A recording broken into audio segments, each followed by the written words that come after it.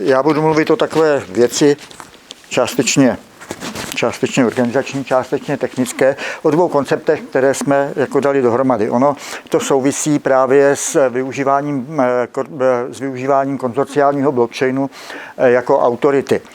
My samozřejmě ty blockchainy stavíme tak, aby jako takhle mohly být využívány, ale teprve vlastně v posledním roce nebo v letošním roce jsme to dali dohromady do dvou těch konceptů, o kterých budu mluvit, které jako definují vlastně podmínky a parametry, kdy ten blockchain skutečně, ten konzorciální blockchain může být použit jako autorita.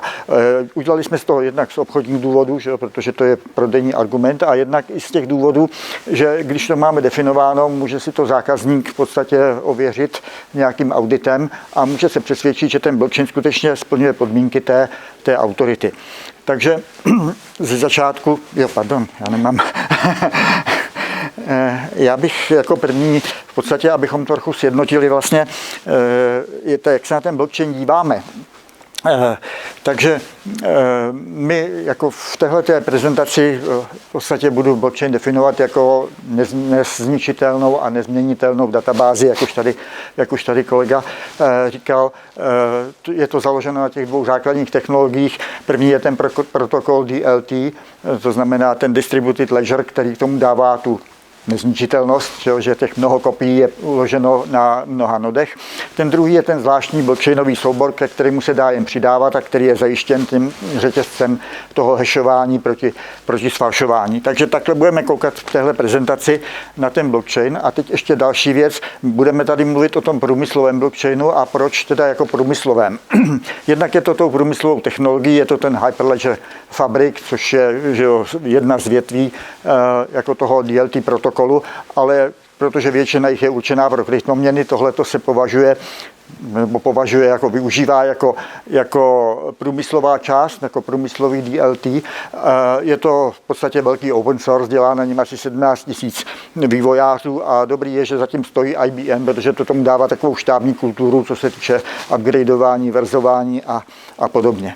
No a druhá část je, jaký typ toho blockchainu, už to tady také bylo zmíněno, že ty blockchainy můžeme rozdělit na 3 velké skupiny. Veřejné blockchainy, to jsou typicky ty kryptoměny, a to rozdělení, to se řídí tím, kdo vlastní ten nód, kdo má přístup do toho nódu, kdo ho spravuje. Tak u těch veřejných blockchainů je to anonymní účastník, který v podstatě nemusí být nikomu znám.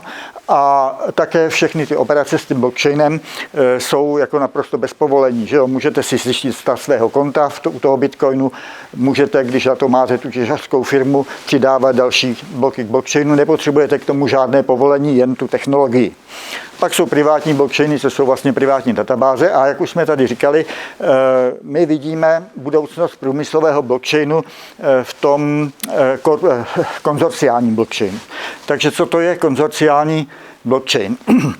My ho charakterizujeme jako blockchain, jehož nody vlastní uzavřená skupina, to konzorcium, to jsou vlastníci, kteří se vzájemně znají. My jako dokonce chceme, aby byli veřejně známi, ale základ je, že se veřejně znají a mají ty nody ve svém vlastnictví a v naprosto nezávislé správě. Nikdo jiný do toho nodu nesmí lézt.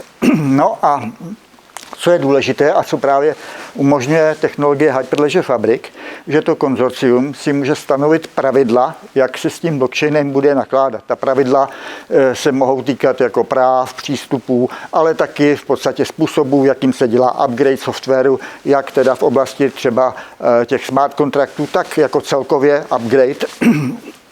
A tahle pravidla se dají v podobě takzvaných policies do toho blockchainu jako zakomponovat. V podstatě jsou to nějaké skripty, které jsou zajištěny hashem, jako v tom blockchainu. A důležité je, že jsou teda tím pádem nezměnitelné a další důležité je, že v podstatě přesto nejede vlak. Všechny ty procesy musí jít tímhletím způsobem. To znamená například, jestliže se to konzorcium dohodne, že přistoupení dalšího člena, to znamená přidání dalšího nodu k blockchainu, se může vykonat pouze tehdy, když s tím souhlasí 2/3 současných členů konzorcia. Zaprogramuje si to jako policy do toho svého blockchainu. tak když skutečně chce někdo přistoupit, tak se připraví ten rekonfigurační upgrade, připraví se, ale nedá se spustit dřív, dokud skutečně 2/3 těch uživatelů nebo těch současných členů konzorcia neprojeví souhlas jako podepsaným zápisem, podepsaným svou identitou do toho blockchainu. Dřív se to technicky prostě nedá provést. A ještě bych tady zmínil, to už také tady bylo zmíněno, že my jsme nevytvořili jeden blockchain, my jsme vytvořili blockchainovou platformu. Zatím má těch 32 členů a ta platforma, protože Hyperledger Fabric také umožňuje, aby jeden node byl členem jako více blockchainů. Jo? Takže v podstatě my nabízíme platformu, na které si můžete postavit jako svůj vlastní blockchain, privátní, konzorciální. A funguje to teda například tak, že když chcete postavit svůj konzorciální blockchain a máte své vlastní konzorcium, tak i členové toho konzorcia se třeba mohou stát členy toho velkého konzorcia, ale zároveň vytvořit subkonzorcium toho vašeho kanálu. Je to nezávislý blockchain. Jako jo. Pak jsou tam ještě další možnosti. Část toho blockchainu může být privátní. To se může týkat třeba nodů, které běží na strojích, které jako neovládá člověk. Že jo. No. Takže jako dál, když budu mluvit o blockchainu, tak budu mluvit o kanálu, o blockchainovém kanálu v té technologii Hyperledger Fabric. A teď se dostáváme právě k té autoritě. Tady už bylo řečeno, že ten blockchain v podstatě vznikl, aby nahradil centrální databázi transakcí, kterou má banka a kterou svou autoritou prostě za ní ručí banka, aby nahradil tou nezničitelnou a nesfalšovatelnou databází. Z toho plyne, že se dá jako logicky říct, že vlastně ta autorita je banky, je nahrazena distribuovanou autoritou toho blockchainu, ale ono to není ta technologie blockchainu, že jo? Ten blockchain sám tu autoritu nevytváří. On pouze dokáže velké množství těch dílčích a nespolehlivých autorit vlastně integrovat do jedné distribuované, důvěryhodné autority. To je to, co ta technologie vlastně umí. Ale jako neumí to úplně vždycky. Je tam vlastně několik podmínek logických. A jednou z nich je, že ty subautority musí být nezávislé, jo, aby se prostě nedali všechny skorumpovat. V každém okamžiku aspoň nějaké z nich musí být důvěryhodné a musí existovat věrohodný a verifikovatelný proces pro přidání dalšího bloku. Protože to je slabé místo procesu vlastně toho blockchainu. K tomu se ještě taky dostanu. Jak je to u těch blockchainů? Budeme se nejdříve věnovat v podstatě té nezávislosti nodů. Tak u těch veřejných blockchainů, u těch kryptoměnových je to v podstatě dáno tak nějak jako samo od sebe, protože ti členové jsou anonymní a vzájemně se neznají. U toho konzorciálního blockchainu se musí ta nezávislost prostě vytvářet technicky, procesně a udržovat. Jo.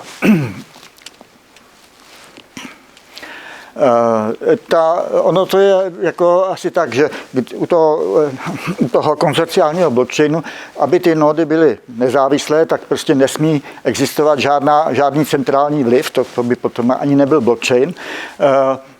Nesmí být možnost, aby kdokoliv zvenčí ten node prostě vypnul nebo změnil v něm software nebo něco takového. Nebo něco takového. Ale to je takové proti tomu principu toho, na co se ten blockchain používá. Protože když chce někdo použít vlastně ten blockchain, tak on si ho pořizuje proto, aby ho používal a ne, aby se staral o ten node. A měl by se vlastně o něj starat sám bez toho, aby měl do toho někdo další přístup. Takže to je takové řešení, protože on má svůj vlastní core business a jako ten blockchain chce využívat víceméně jako nějakou takovou externí službu.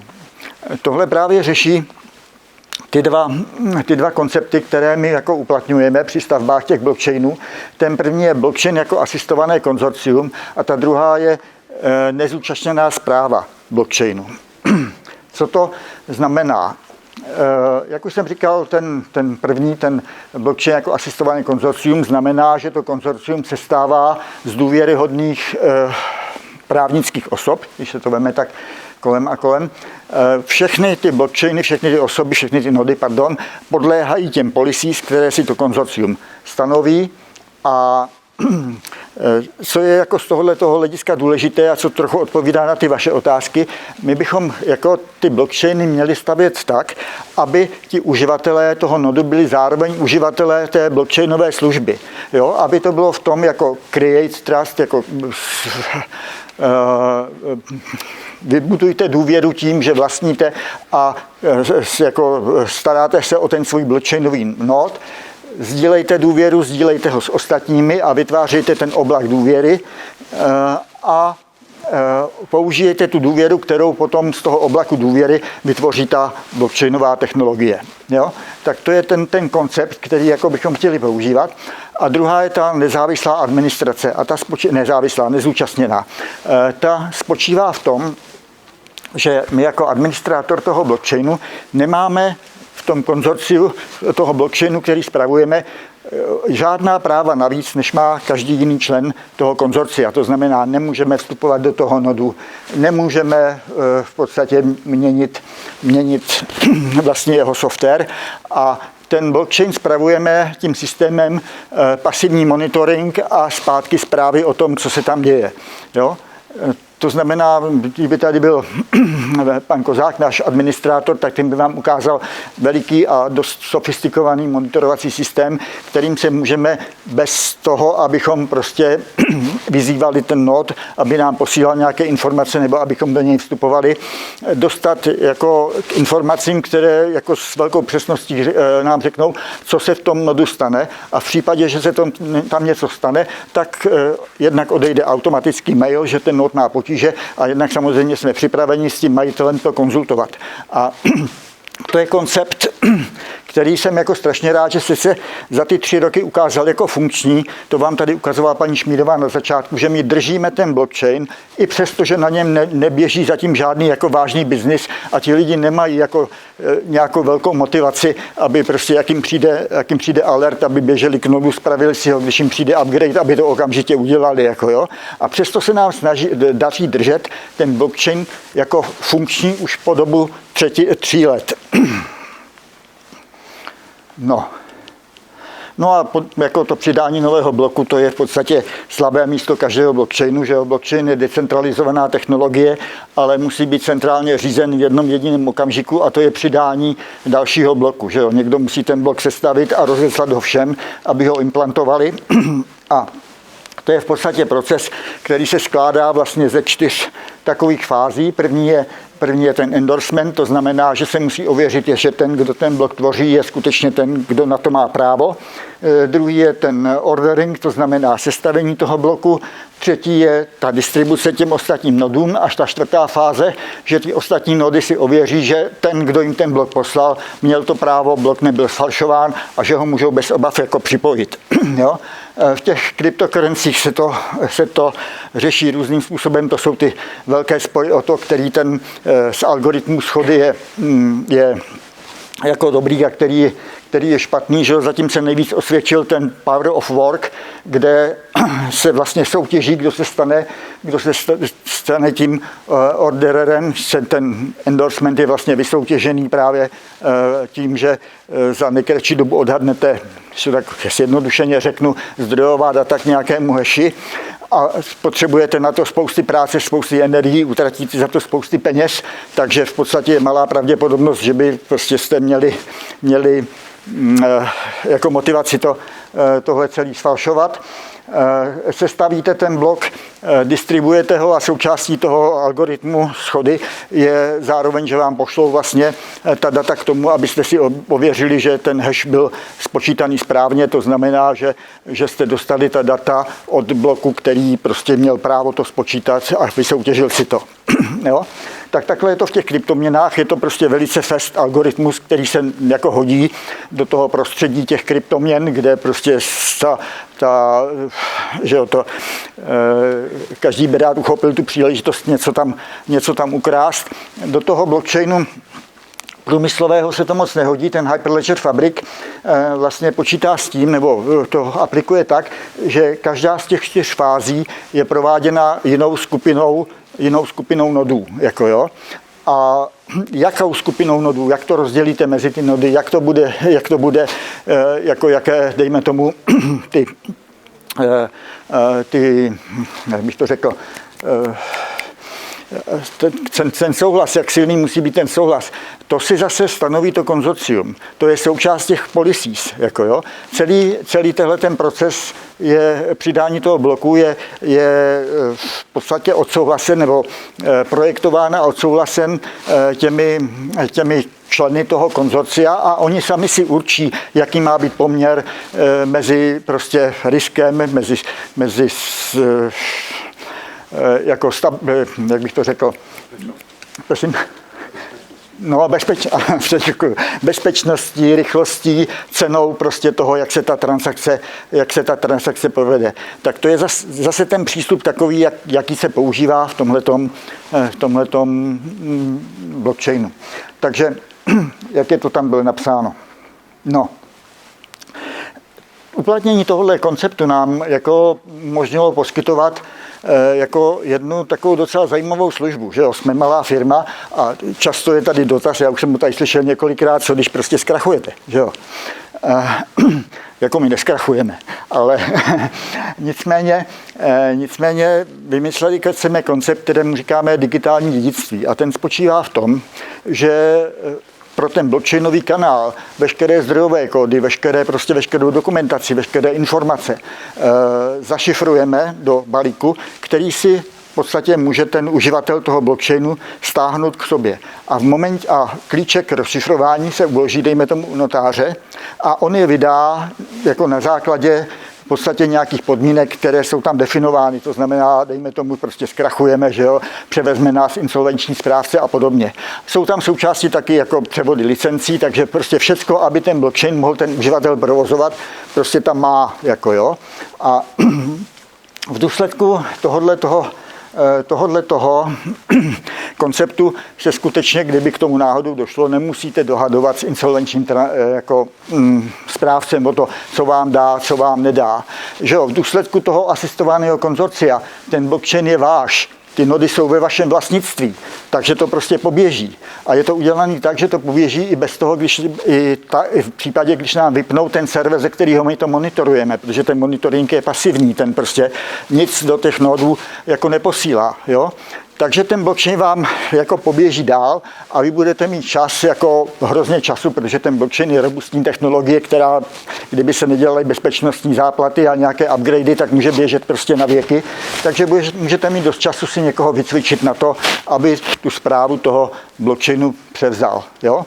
A to nám právě umožňuje to, že jsme si definovali vlastně a jsme schopni to předložit k auditu, že tomu zákazníkovi ty dva koncepty toho blockchainu jako asistovaný konzorcium a té nezúčastněné zprávy. Čili jako závěrem ten blockchain, který vám my postavíme, ten vám nikdo neskonfiskuje, nikdo vám ho nevypne a nikdo vám ho nezničí. Jo? Takže to je asi tak všechno, co jsem chtěl říct. Děkuji vám.